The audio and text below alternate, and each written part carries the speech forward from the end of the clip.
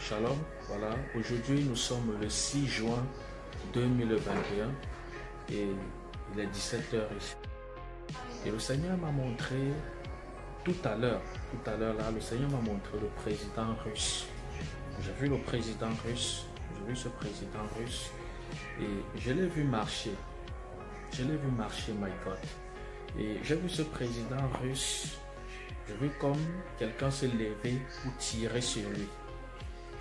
J'ai vu comme quelqu'un se lever pour tirer sur lui. Et j'ai vu les gardes du corps du président russe secourir ou alors protéger le président russe.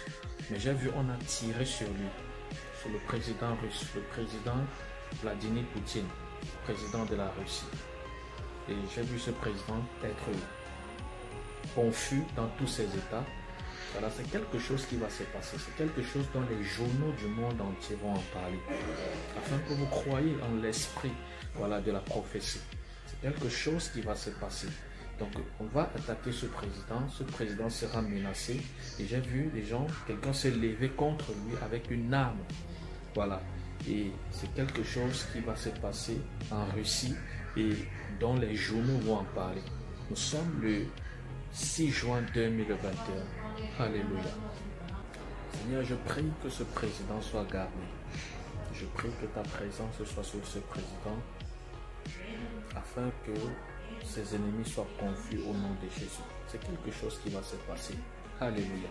Mais je ne l'ai pas vu mourir.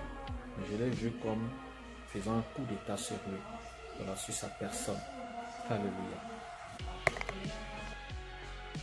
J'ai vu une grande attaque contre le président russe. J'ai vu une forte attaque contre le président Vladimir Poutine. J'ai vu une attaque contre lui. Le 6 juin 2021, l'homme de Dieu, le prophète Lionel Wanji, a prophétisé sur le président de la Russie. Voici que, 2 ans plus tard, sa prophétie s'accomplit, car le président Vladimir Poutine a bien subi un coup d'État.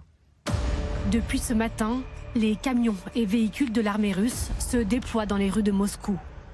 La capitale russe, placée sous le régime d'opération antiterroriste, se barricade. Comme le montrent ces images de poids lourds au sud de la ville, prêts à empêcher l'entrée des mercenaires d'Evgeny Prigojine.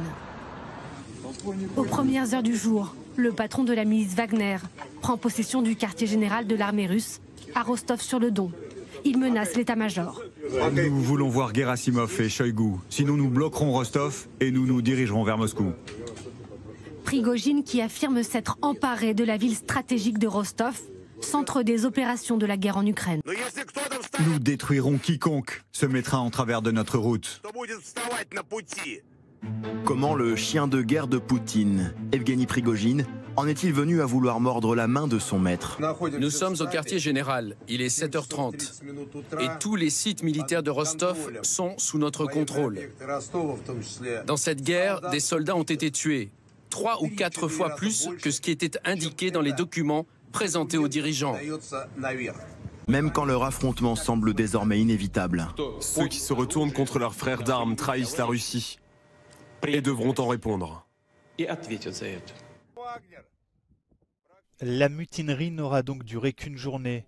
Le chef du groupe paramilitaire Wagner, Evgeny Prigojine, qui était entré en rébellion contre Moscou, a finalement fait volte-face samedi soir.